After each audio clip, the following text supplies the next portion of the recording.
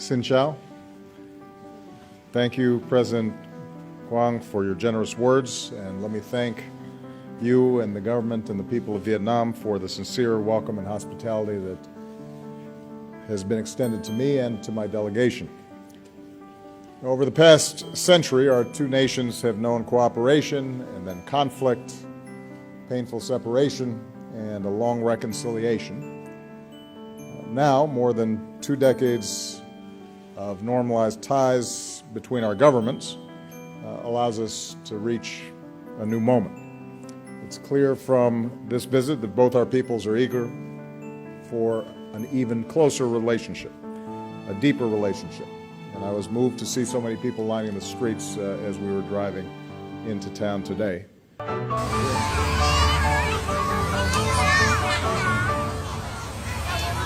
I bring greetings and friendship of the American people, including some outstanding members of Congress who are joining me on this visit, and so many Vietnamese Americans whose families bind us together and remind us of the values that we share.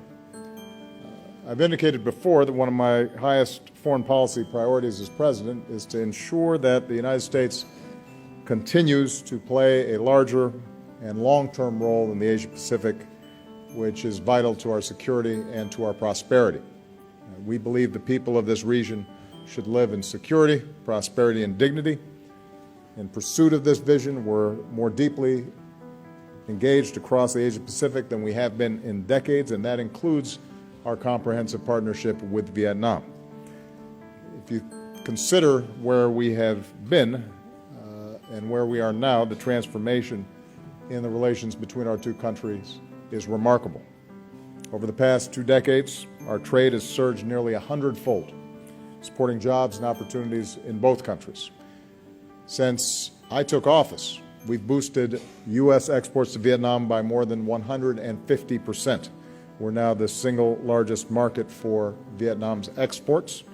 American companies are one of the top investors here. With our Fulbright programs, thousands of our students and scholars have studied together, and more than 13,000 young people across Vietnam are learning new skills as part of our Young Southeast Asian Leaders Initiative. Vietnam has become one of the top 10 countries with students in the United States.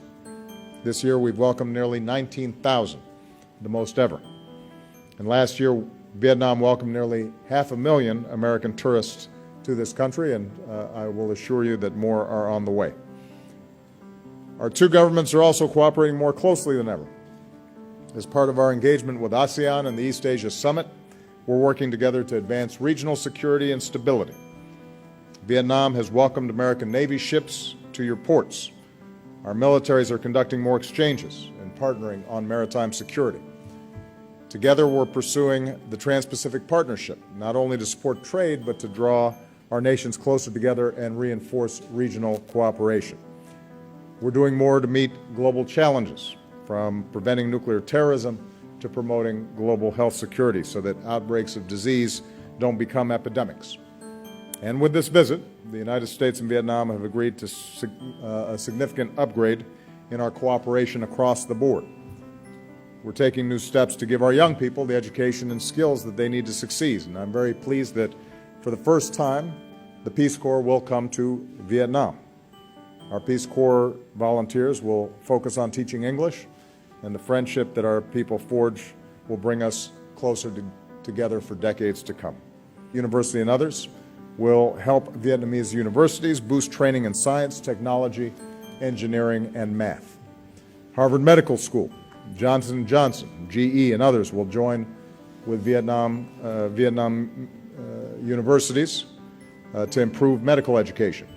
And now that the government of Vietnam has granted the necessary license, we can say that Fulbright University Vietnam, this country's first nonprofit independent university, can move forward and open its doors and welcome its first class this fall. We're increasing trade. With Vietnam's announcement on multiple entry visas, it will be easier for Americans to come here and do business and travel. President Quang and I just attended a signing ceremony that many of you saw, where American and Vietnamese companies are moving ahead with the new commercial deals worth more than $16 billion. Boeing will sell 100 aircraft to Vietjet. Pratt & Whitney will sell advanced engines. GE Wind will partner with the Vietnamese government to develop more wind power. Deals like these are a win for both of our countries, helping to fuel Vietnam's economic growth and supporting tens of thousands of American jobs. We agreed to work to ratify and implement the Trans-Pacific Partnership as soon as possible, because it will support vital economic reforms here, further integrate Vietnam into the global economy, and reduce tariffs on American exports to Vietnam. And we discussed the high standards that Vietnam has committed to meet under TPP on labor, the environment, and intellectual property. And I conveyed that the United States is prepared to offer technical assistance to Vietnam as it works to fully implement these standards so that TPP delivers the benefits that our peoples expect. With regard to security, the United States will continue to do our part to address the painful legacy of war. On behalf of the American people, including our veterans, I want to thank the government and the people of Vietnam for the many years of cooperation to account for Americans missing in action. Solemn efforts that will continue together. We'll continue to help remove unexploded landmines and bombs. And now that our joint effort to remove dioxin, Agent Orange, from Da Nang Airport is nearly complete, the United States will help in the cleanup at Bien Hoa Air Base.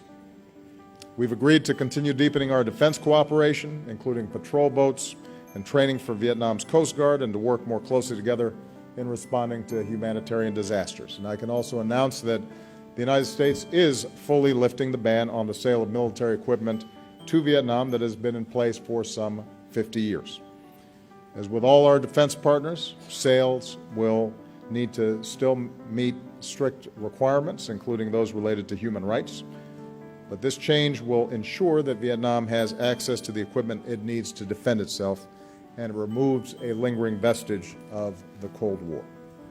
It also underscores the commitment of the United States to a fully normalized relationship with Vietnam, including strong defense ties with Vietnam and this region for the long term.